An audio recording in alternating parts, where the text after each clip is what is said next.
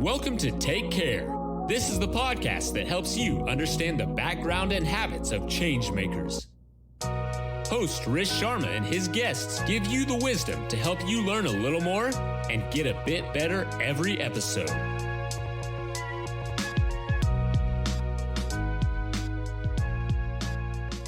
Hey everyone, welcome to Take Care. Today's guest is Dr. Tolentino, lead physician at Parsley Health, Los Angeles, which is a medical practice with a whole body approach combining nutrition, lifestyle, and cutting edge medical testing. She's also an avid matcha and chihuahua lover. Welcome, Dr. T. Thanks so much. I'm so excited to be here. We're happy to have you here too. So I'd just like to start the conversation with you and let the audience know a little bit about you. So if you could just tell them a bit about your background and what led you into a more holistic functional medicine approach. Great. Yes, I'm a board certified family doctor and I have extensive training in functional medicine.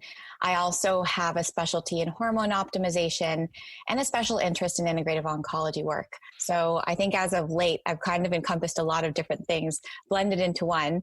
My backstory and where did my story begin? I guess I would say that I've always wanted to be a doctor, but it's been a tough journey and a tough road to get there.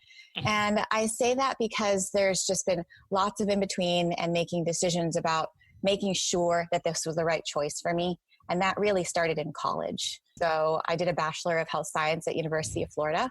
And then from there, it was okay, do I go into medicine? Do I decide this right now at this moment, this is what I want to do? Or do I just wait and kind of go through the motions of understanding myself a little bit better first before I kind of dig deep into this decision?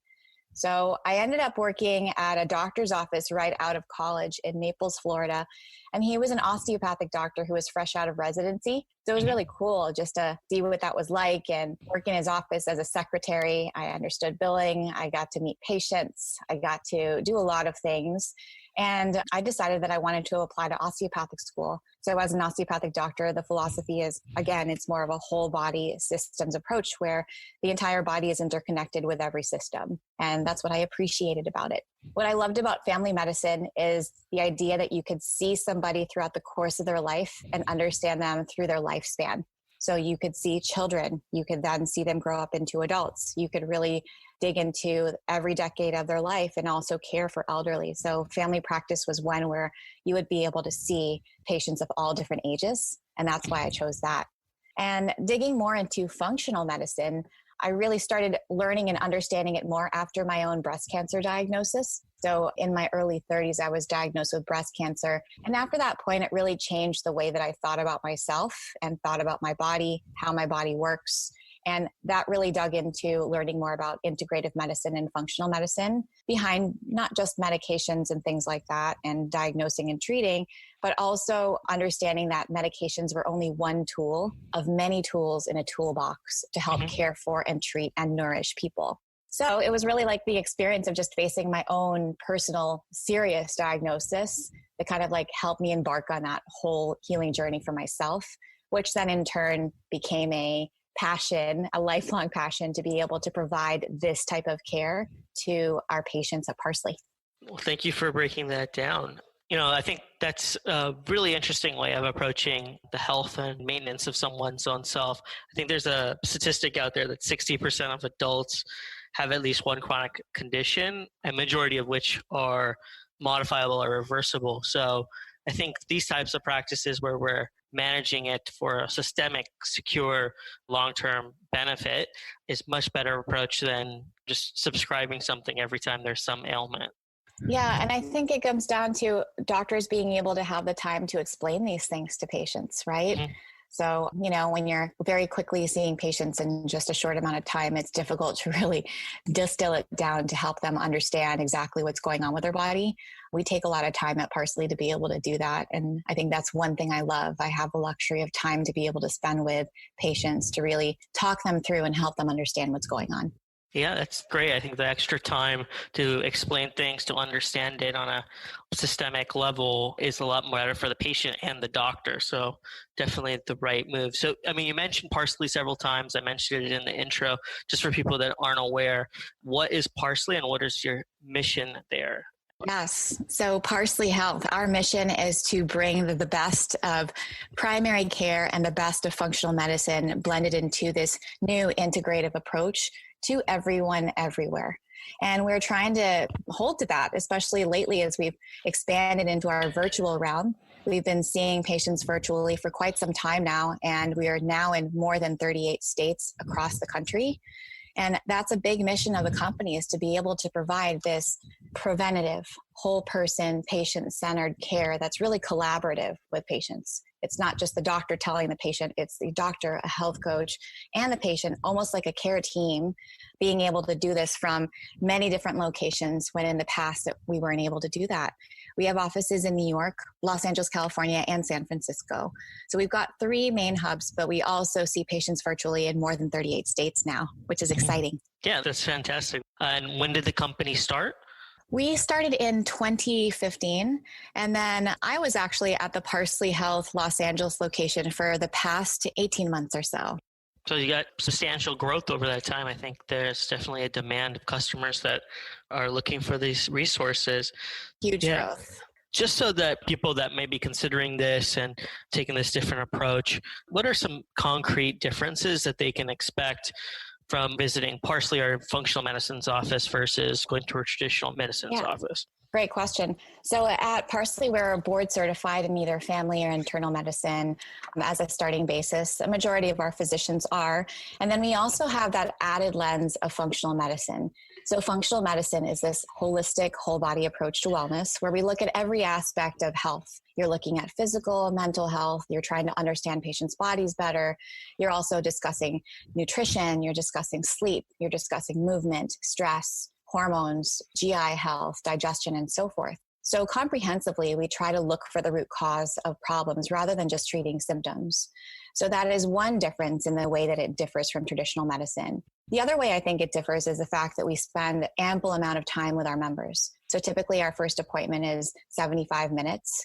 Patients spend more time with us over the course of a year. We spend maybe, I think it's about like 4.5 hours of face-to-face time with additional unlimited messaging, which is excellent for patients that also have questions about things they come across in their day-to-day. If they've heard a podcast, if they had read something at a blog, or they saw something on social media and they wanted to ask questions of whether or not that something pertains to their health, they have access to their care team, both myself, one of our doctors, or also even their health coach. So having that continued access is really important. And the rhythm of seeing a Parsley doctor is typically that you see your doctor and then your health coach, and then your doctor and then your health coach. And it follows this rhythm over the course of a year so that at least every month you always have somebody who's connecting with you during one of your appointments, as well as all of the in-betweens where we do check-ins and things like that. Our biggest emphasis is on the prevention.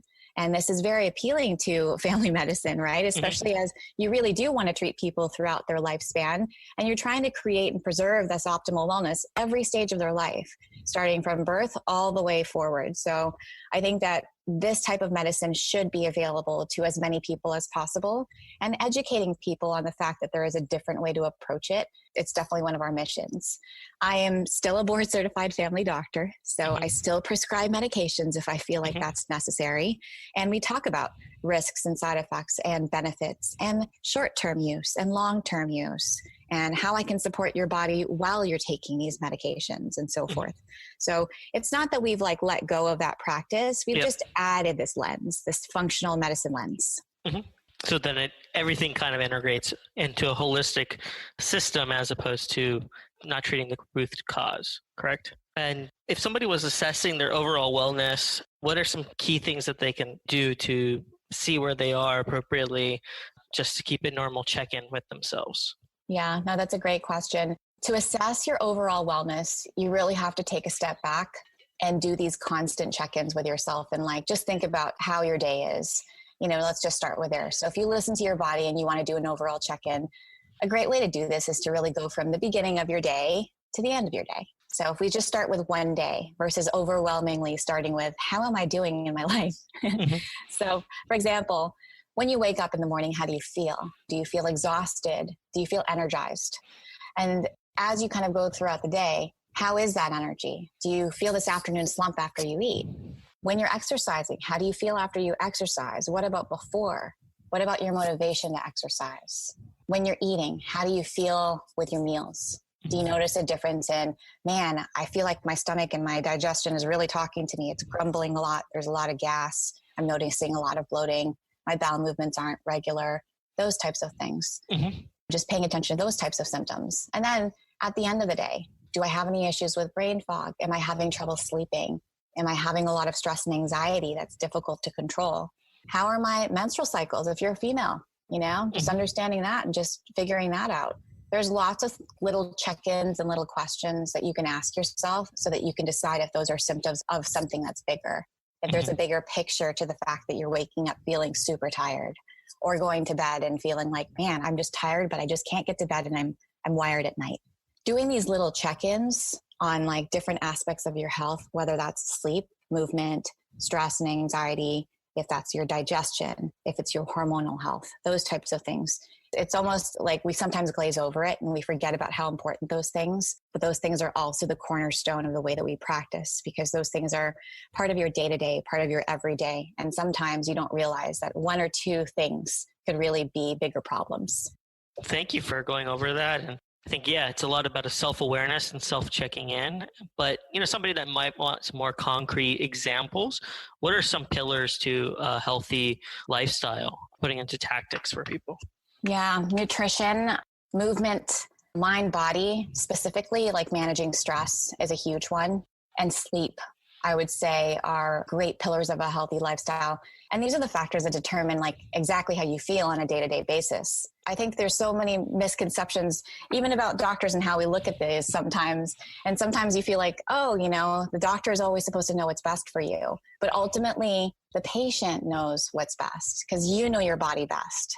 So I can use like my knowledge and my own personal experiences to help guide you to make the best decisions for yourself. But ultimately, you're in the best position to know how something makes you feel. If something is working for you, if something's not working for you, if you're starting to notice that symptoms are getting better or getting worse, those are the types of things where we kind of like rely on that communication and constant feedback from each other.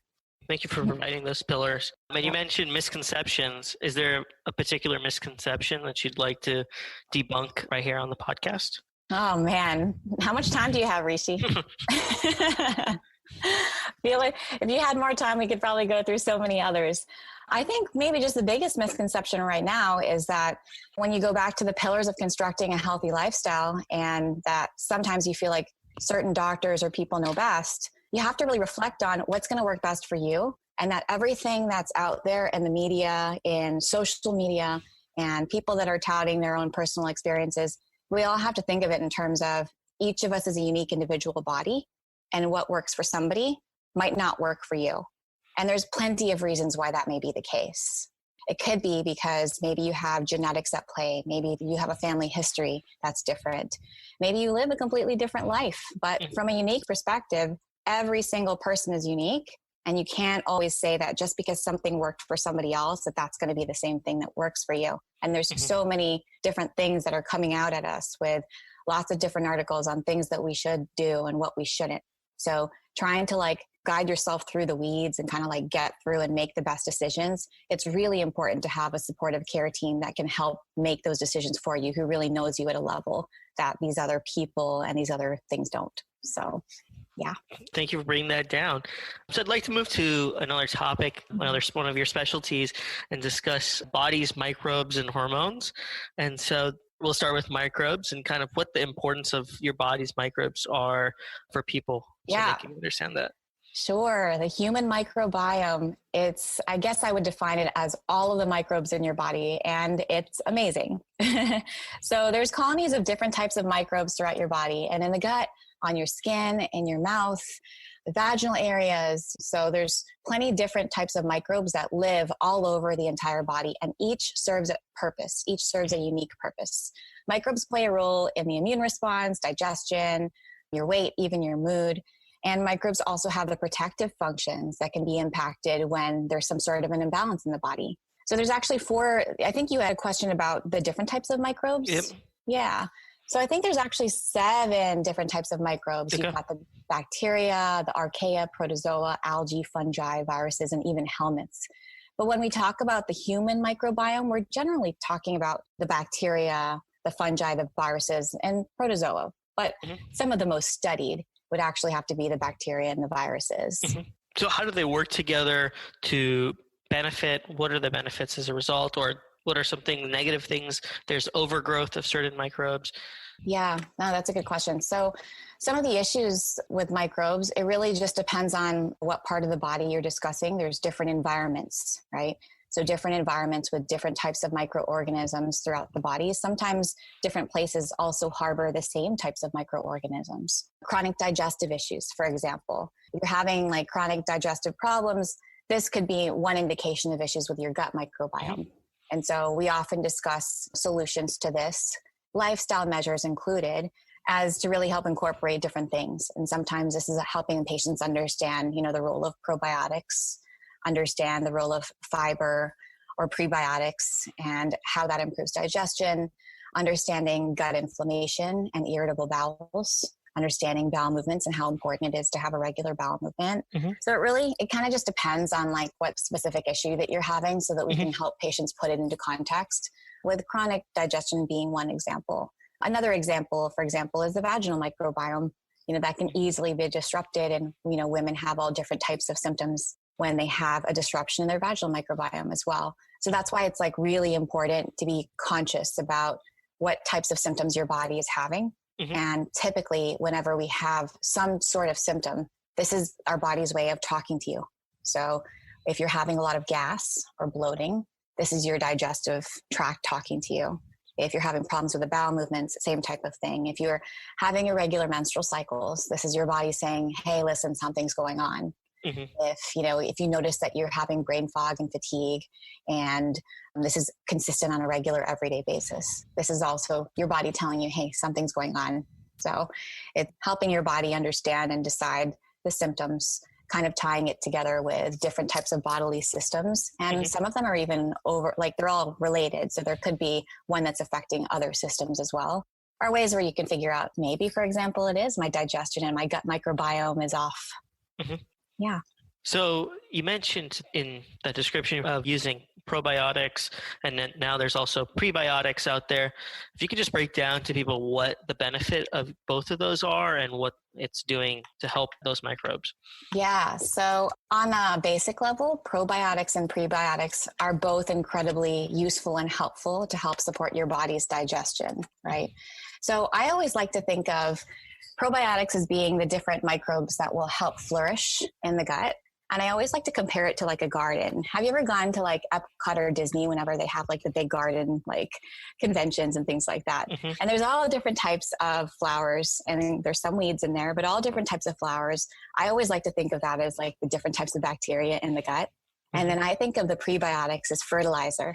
Like what is like the nutrients that we can help give those flowers to actually flourish and thrive and grow properly. So prebiotics are like nutrients that you can use to feed, and probiotics are ones that you want to help build up, that help support your immune system, help protect your gut. Yeah. Thank you for breaking that down. So let's switch it over to hormones. And so kind of describe what hormones are for people that might not know. It gets said a lot about the media, but maybe people aren't exactly sure what a hormone does and what its function and how it functions properly. So if you could just break into that. Yeah, hormones. Hormones are chemical messengers, and they talk to different parts of the body from different glands in different areas. And so hormones come from the brain, they come from other parts of the body, different endocrine types of glands, and they're important because they're helping your body communicate. So when people have these hormonal issues, they could be they're huge. They could be variable. There's so many different types of hormonal imbalances because there's several different hormones in the body. For example, thyroid hormones or thyroid problems are among the most common. The most common types of symptoms that people have when they're having issues with thyroid hormones include weight gain, fatigue, hair loss, cold intolerance, because the thyroid gland is sitting right in your neck. And it's almost like your body's thermostat. It's helping to control the way that your body metabolizes things. It also, to a lesser extent, controls mood. It also controls some of these other things. So hormonal issues are never usually just because of one particular area of the body. It's due to signaling pathways that are coming from the brain to different areas. So how does somebody know it's a particular hormone imbalance versus some other lifestyle thing that's creating an effect? How would one go about doing that? Yeah. Well, if you talk to your doctor and explain what are some of the types of symptoms that you're having, people have a lot of different symptoms that could be hormone related, but they could also be related to plenty of other things. Mm-hmm. So it's typically not always just one cause or one reason for why somebody is having an issue. Some examples of hormonal issues, things like fatigue. Fatigue is a big one. And fatigue could be for many other reasons. But one of the main reasons that happens for a lot of people is that it has to do with issues with cortisol and thyroid, right? Mm-hmm. Sleep problems, not sleeping well. It's usually also a hormonal issue as well. Doesn't always have to be the main reason, but you can talk to your doctor about helping to dig into whether or not your sleep problems or your fatigue or even your digestive issues are related to your hormones, right? If there's huge hormonal imbalances there, they can help diagnose and help decide if that's the case. And typically we use advanced diagnostic testing to help our patients understand their hormones better. Okay. And are there any tips that people can do in their everyday life without consulting their doctor to better function certain hormones? Or is there any particular over-the-counter supplements that you recommend? Well, if we just go back to those pillars of health, right? Mm-hmm. So the pillars of healthy lifestyle, focusing on clean nutrition, focusing on movement, helping your body manage stress, and prioritizing sleep. Those are huge things. Mm-hmm. So in the context of what can people do to help support them is to really just focus on those pillars.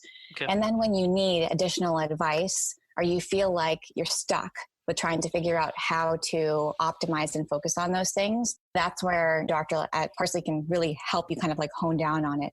Mm-hmm. We do specialized testing just to help confirm and help patients understand that even if beyond all of the sleep hygiene things that they're doing, if there's something more, then that's what we help them find out. Thanks for breaking that down. So I'd like to now transition to some of the final questions. We like to break down all our guests, their routines, habits, rituals that they may have. So I just wanted to ask, do you have a morning routine or any rituals or habits that you're religious about that help making seeing patients and kind of reviewing all this information more successful? Sure. Morning routine. I feel like my morning routine has been evolving. Mm-hmm. It hasn't always been the same morning routine, but I can at least tell you and describe what it is now. Mm-hmm. Typically, I like to wake up at the same time every morning, and I wake up pretty early between 6 and 7 to help start my day. And then I usually start with about 5 to 10 minutes of just breath work. And I wouldn't say it's necessarily to be like meditation, but for me, it's just focusing on breath work and just kind of for about 5 minutes or so. And then after that, I wake up, I open the blinds, I take Callie out, my Chihuahua. So the morning light's really important. So I try to make sure that we just hop outside and I let her out so she can go to the bathroom. Mm-hmm. And then exposure to the morning light is really good to help kind of boost your cortisol and kind of help your body get going. Next, I usually will make a cup of matcha. Matcha latte is my go-to as of recent. And sometimes I alternate that one with a parsley rebuild shake, or kind of put together a couple things and make a good smoothie. So okay. I think that during the time of making that morning matcha or making the morning smoothie is a time that I also reflect and think about how I'm going to work throughout the rest of my day. So just putting my thoughts together.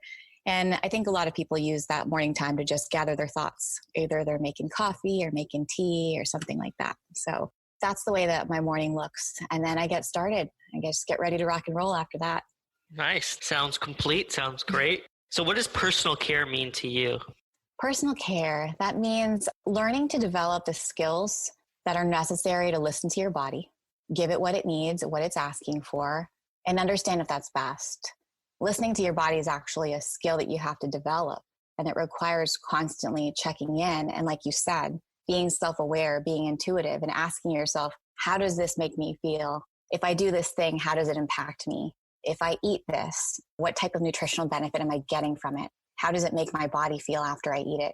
And that requires time and effort to really just understand yourself to that level. And to be able to reflect and create that self-intuition, it's something that we all continue to practice. And even myself, I continue to practice that over and over again. I like to stay connected to my doctor so that we've developed this relationship where I can explain these types of changes. And as she's gotten to know me, addressing whether or not those changes are new things or things that are evolving into something else. So personal care just really means developing the skills to listen to yourself and understand yourself better. Thank you for breaking that down. So if you were to get back to the nutrition aspect that we brought up, if you were to have a dinner party, what are 3 foods that you would serve during that? 3 foods at a dinner party. Well, I'm Filipino, and my favorite dish is sinigang. And it is like a kind of like a bone broth type stew. And it has a lot of vegetables in it. And it has bone marrow bones. And we usually put some sort of like a grass-fed short rib and things like that. It takes maybe about an hour to cook, but it is my absolute favorite meal that my mom made growing up. And then, of course, I've kind of like tweaked it and made my own little recipe out of it and started to add my own little bits of spices. So that's definitely one thing because there's so much nutrition there. The next thing I would have is to make sure that we had some extra steamed vegetables on the side, right? So more vegetables than I usually try to have at least 2 or 3 different types at each meal. So usually what I'll have is like, if I was having that dinner party, I would have sinigang, which has the bone broth and has the beef and also has vegetables, but I would also have a side of vegetables on the side. A third thing to have at a dinner party is to make sure that that's a tough one. I mean, typically I eat just those 2. I end up eating sinigang and I always have the vegetables on the side. So I'll stick to those 2. Okay. Yeah. I guess somebody can bring something if you invite somebody. True. Yeah. So you mentioned matcha is your go-to right now. Is there a particular place here in Los Angeles you recommend? Man, there's so many places that have really excellent matcha. There's a place in Abbot Kinney in Venice. Have you been to Shuhari? I have myself, yes. Yes. I love that matcha cafe because it's just so simple, right? It's not a million things on the menu and some things that you're like, whoa, you'd never think that would go with matcha, but it's just straight matcha straight from Japan. I love the ceremonial grade matcha. So after I started going there frequently, I just started buying their matcha and kind of like creating that own ritual and routine at home, which I love. Yeah. So which one do you like? Is there another place you like? Yeah, so there's a place, it's called The Green Door. It's both a coffee and a tea place. It's close to Mid-City in Beverly Hills area, and their matcha is quite good as well. So I recommend that place. Awesome. I'll have to try it. It's probably close to our West Hollywood office. Yeah, it is actually. It's just down the street from Beverly Center. So yeah, it's pretty close. Yeah. I'll check it out. So thank you so much for taking the time on this. I think the audience got a ton of value from this conversation. But if somebody wanted to reach out and connect with you online, what's the best way to connect? Sure. Yes. My social media handle on Instagram is Dr. Jaclyn Tolentino. And also I am part of Parsley Health. So at Parsley Health, at Dr. Jaclyn Tolentino, you can learn more about the way that we practice medicine and functional medicine and Parsley Health and our model and mission on our website at parsleyhealth.com. Thank you. Thank you for being here. And I think the audience will definitely appreciate everything you had to say here. So thank you. You're welcome. Thank you, Rishi.